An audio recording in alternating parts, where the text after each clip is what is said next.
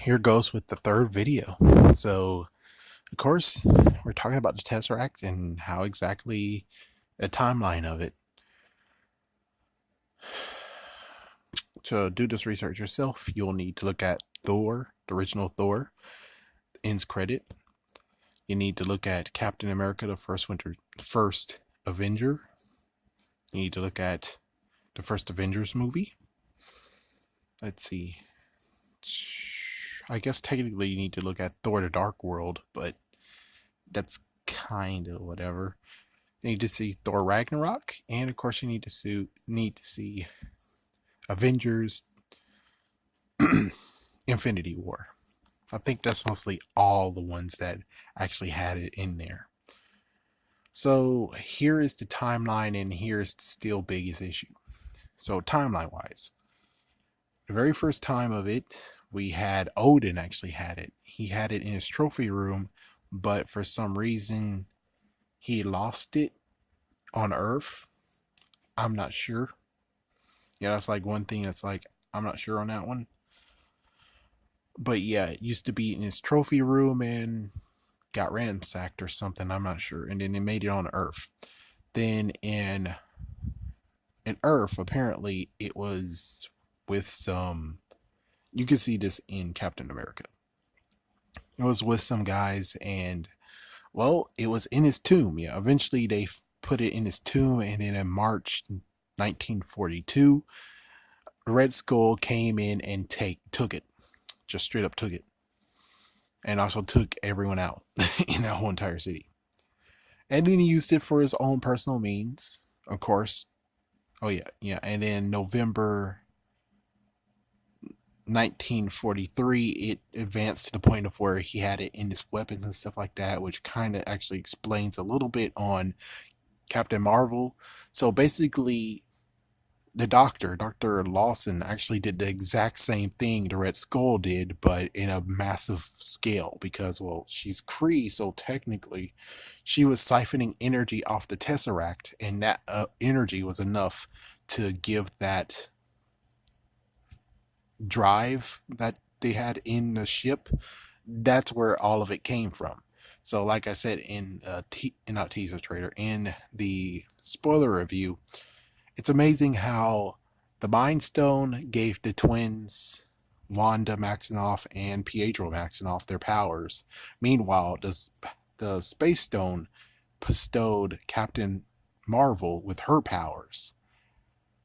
After it kind of, let's see, what was the one that did it? Yeah, it was kind of like Sandman in Spider-Man 3, technically. We don't even have Electro that happened. Well, technically Electro, no, that doesn't work. Yeah, but even so, she just shot it and kind of like a little bit like Incredible Hulk in a way, but we're talking about Incredible Hulk, the one from 2003, not the one that's in Marvel, because he actually did the brain scanning thing that changed him instead of actually holding it at bay and making sure no one else got hit by it. So yeah, she and the power went into her. So technically, the Space Stone actually gave her that power. I wonder what happened if we use the Power Stone and give powers with that. It's like, how will that work? How will reality work? Reality Stone work? How will the Soul Stone work? How will the Time Stone work? It's just a big question of, I wonder who can be affected with this. And it's like, oh, well, we know who could actually get easily affected with the Reality Stone. Reed Richards' son. Yes, that would be funny. It was like, yeah, Reed Richards' son. He was basically toying with the Reality Stone, and eventually Franklin Richards got to have his reality warping powers. That makes kind of good sense. But anyways, back to the main topic at hand. So, excuse me. Like I said, 1942, then November 1943, and then they stopped naming. Yeah, then they stopped naming dates. I don't know. I was a little bit falling asleep, but I'm pretty sure there was no more dates that they were giving us. That was like, yeah, it's in the year 1944 or whatever. So eventually, around that time where Steve Rogers crashed into the Atlantic, the somehow the Tesseract actually got out of the ship and went all the way into the freaking sea. And Howard Stark found it with his robot for, excavation in the water. So he found it, he took it, and then that's where the big question mark of so far what we thought before Captain Marvel is that he took it and then he gave it to Shield and he was working it with Shield, and then Shield hit it on for a rainy day, and then the rainy day actually came where it's like, oh well, Thor happened. It's like, yeah, the events of Thor happened, so we need to amp it up. So basically they Hydra in Shield's clothing actually was like, yeah, well, we did some freaking weapons like that before, so we're gonna do it again. And that's what they did, and we saw it in Avengers, but they never used them. So yeah, and they got them even more high tech than what previously happened in the 1940s. But that's the big disconnect. It's like, okay, so Howard Stark found it. Then maybe less than 40 years, let's say 40 years, let's say 45 years later, somehow it went from Howard Stark's hands, or heck, even Shield's hands, but I doubt Shield actually even had it at that point. Where's what exactly happened there? That's the question of where it's like, okay, I don't get it. Okay, so Howard Stark's the last one who had it. Yeah, in history.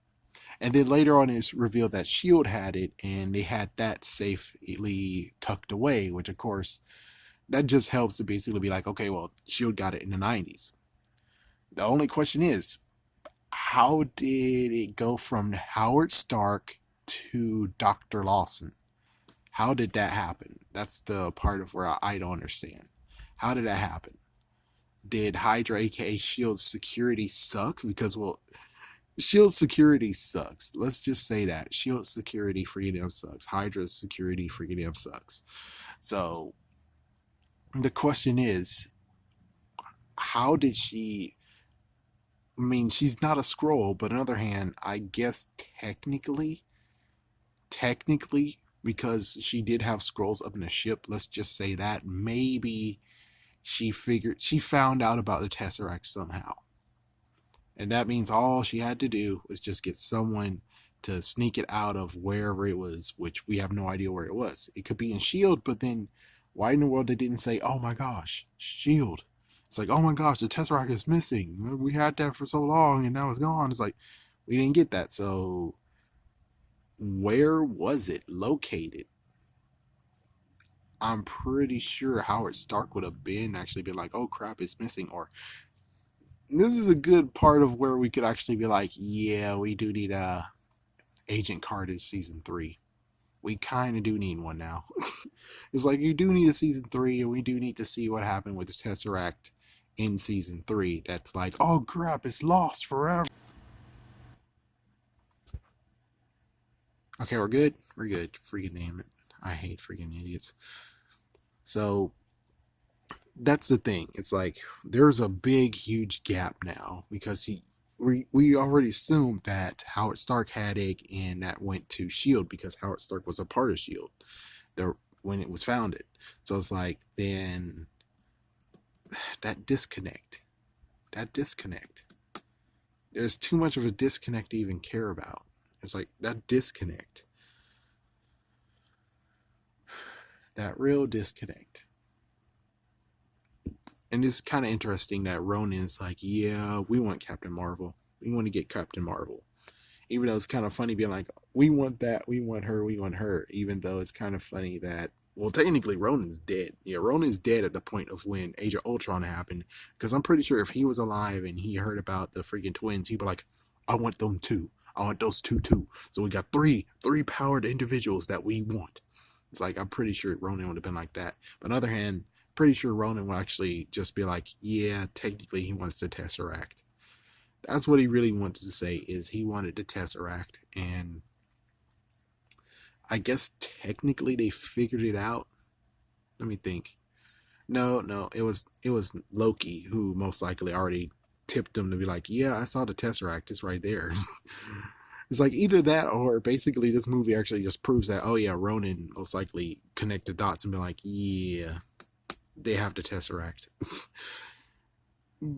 I kind of doubt. Oh, technically, well, since he was part of the Kree, most likely someone had to have been like, beat a Ronan. We found something that your dad might actually want over. It's like most likely that could happen. Like it's not like, oh, they should take like a 3 second to actually do that and be like, oh. It's like we could figure that out ourselves. But still, it's hard to figure out where was the Tesseract located that when it was taken so the doctor can actually use it.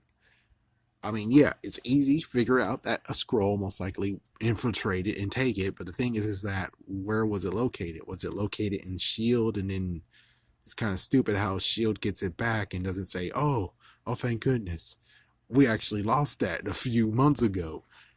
It's like, oh boy. Or it could just be the fact of Hydra had it because Hydra still was technically there and Hydra snuck it away from Howard Stark and Shield because they could easily just fudge the numbers and be like, oh well, there we go. Howard Stark actually put it safely away, but technically Shield never heard of it because the Hydra, the hidden Hydra members actually were like, oh well, let's delete that. Let's delete that too. Let's delete that one more. Okay, there you go. You guys can have the freaking Tesseract. And then they have the Tesseract, and then sadly the scrolls came. One scroll came, took it from them, and there you go. That's how they lost it. And because there's no evil recollection or anything that it existed, because Hydra was an idiot. Well, Hydra knew. It's just that Hydra didn't know what to freaking do at that point. They were like, oh, because they can't reveal themselves that they're still existent. So it gets to the point of where it's like, well, Hydra had to stay silent and be like, well, hopefully it will resurface again. As soon as it resurfaces again, then we continue on with our plan. Technically, until we get more evidence, that's as good as I can do on this.